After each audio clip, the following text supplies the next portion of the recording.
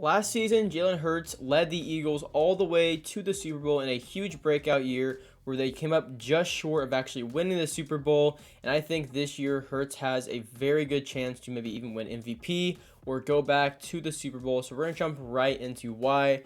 First, of course, starting with a brief overview. Now, take note of this that while it is one loss right here, this is with Hurts playing. The other two losses were when Hurts did miss some time. So the one loss is when Hurts was playing. The Eagles lost 3 games total. But again, they went a huge winning streak to start the year because I believe Washington was their first loss. I don't think they lost before. I think all losses, the next 2 were after that.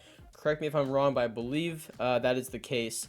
But up until that point, I mean, Hurts was playing absolutely phenomenal. His best game at the start of the season was against Washington, where he threw for 3 touchdowns and 340 yards. He also put up 4 touchdowns with 285 yards against Pittsburgh, and really just put together a very, very respectable season. He had 2 rushing touchdowns back during week 2 against Minnesota. He had 3 rushing touchdowns against the Bears. I mean, it was really quite the breakout season for Hurts, who had, I think, some question marks around him going into this year. I was always pretty confident, but that's just because I actually really liked him in college. So honestly, I was a little biased. It wasn't like I was big on his prospect.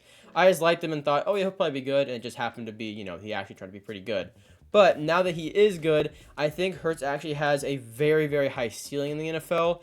I think last year what we saw was really Hurts' first full year kind of feeling comfortable in the NFL and with a very good wide receiver number 1 like AJ Brown. I think one of the biggest things Hurts did well though was not turning the ball over, which I guess he did turn the ball over in the Super Bowl in a pretty crucial moment. But other than that, only 6 interceptions. That is pretty good for 22 touchdowns, 13 rushing touchdowns, so 35 total touchdowns to 6 turnovers. That is very, very good from Hurts. I'm not sure how much it's honestly really talked about, but I think more focus needs to be on that because it's very easy for a running quarterback like that to roll out and then force passes and have him be picked off. And Hurts didn't really do that. He honestly took care of the ball very, very well. Again, he had that crucial fumble in the Super Bowl, but it wasn't like he was running with the ball not tucked. The guy made contact with him. He dropped it. It is what it is. Coming over to the Eagles depth chart, Jalen Hurts has a lot to work with, and there actually were some changes on offense.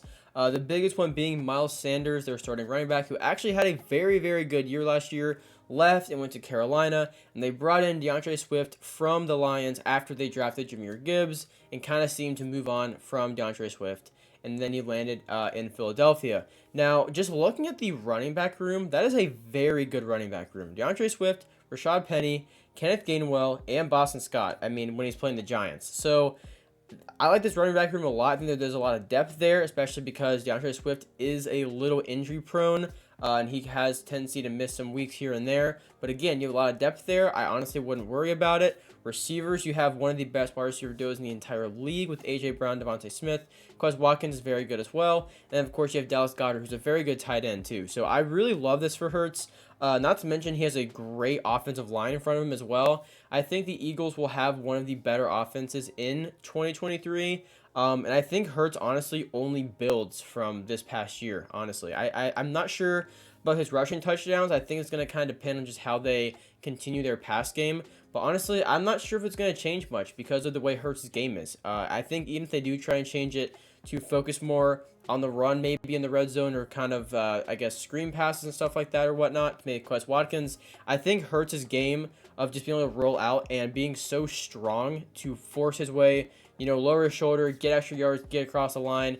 The little, quarterback sneak push thing definitely helps. But that aside, I mean, you don't get 700 plus rushing yards from, your lineman pushing you for a first down. I don't want that narrative. Hurts is a great runner. He's great throwing on the run. And I do think he continues to build off that. A big thing, though, for the Eagles this year is their division, because their division is going to be very, very competitive, which is so funny to say because a few years ago, this division was such a joke. But either way, it's suddenly not. You gotta love football. So there's the Eagles, the Giants, the Cowboys, and Washington. The Cowboys, I think, honestly got better overall, and they had a good year last year, coming up short, of course, again in the NFC Championship. No, the NFC Divisional round. And then, of course, the Giants actually winning a game as well, beating the Vikings. And then Washington didn't make the playoffs, but still had a very respectable year. And now, of course, they have Sam Howell, who's kind of taking over there, and they actually look to be pretty good so far in the offseason. So it's going to be a very competitive division. I do think the Eagles are one of the top teams in their division, but football is very important because, or I should say the weeks in football are very important because one loss means a lot, especially in the division when it comes down to playoffs and that kind of stuff. So it's going to be tough. I do think the Eagles can probably at least split with every single team. I don't think they get swept by anybody in that division. And I'm honestly not sure if any team in there is going to get swept by anybody in their division. They all play together pretty well. The Eagles, like I said, last year, I was going to say right now, I would guess that the Eagles lose, or I guess they sweep Washington. But last year, they came up short against Washington. Even though they actually won that first game, they did come up short. So I'm not really sure how that's going to go this year. But I do think it's going to be a fight. It's definitely not going to be guaranteed. Very, very similar to the AFC North with the Bengals, the Ravens, the Steelers, and the Browns. Just because the Bengals and the Ravens are kind of the favorites really doesn't mean anything because it's going to be very tough for that division to see who comes out on top. I think the same goes for the NFC East. While, yeah, I think the Eagles and Cowboys are at the top of that division, it really doesn't matter because the way things might shake out could be completely different. I think they are one of the best teams, but whether it goes that way, I'm not really sure. But I do think it goes back to the Eagles coaching. They did lose their offensive and defensive coordinators. I believe their defensive coordinator, I always get this mixed up. I believe their defensive coordinator went to the Cardinals, and I believe their offensive coordinator went to the Colts. That's correct. I'm pretty sure. I could be wrong, but that's just, off the top of my head, I think that's how it went. But either way, you lose both coordinators. I'm not sure how much it's going to matter, honestly, because of what they've already established. I really think that they just kind of build off of it. I don't think they lose a step. I think when it comes to the Eagles, their major concern is defense, just because of some of the guys they lost. But again, and I'll get into this whenever we get to the team prediction videos. The guys they've drafted, so I think are going to fill those roles pretty well. So I wouldn't worry about that too much. But I think as far as Hurts goes, he still has the casting needs around him. He's got great receivers. He's got great coaching, great running backs, and a great offensive line. I think he's in a prime position to have one of the best quarterback years this season. Unless he regresses, but again, looking at this, I don't see why because not much has changed.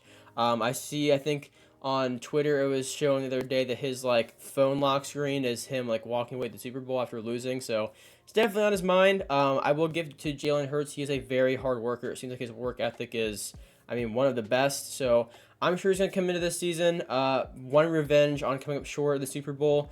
Will they get there again? I don't know. It is going to be tough for them too because of teams like the 49ers. And honestly, I was expecting to have a longer list, but I forgot it was the NFC, not the AFC. But again, 49ers are a good team. And other teams in their division too are going to compete as well. So it should be a fun season, but I do think Jalen Hurts hopefully isn't being overlooked as last year being a fluke. I think last year, if not anything, is going to show what he can continue to do.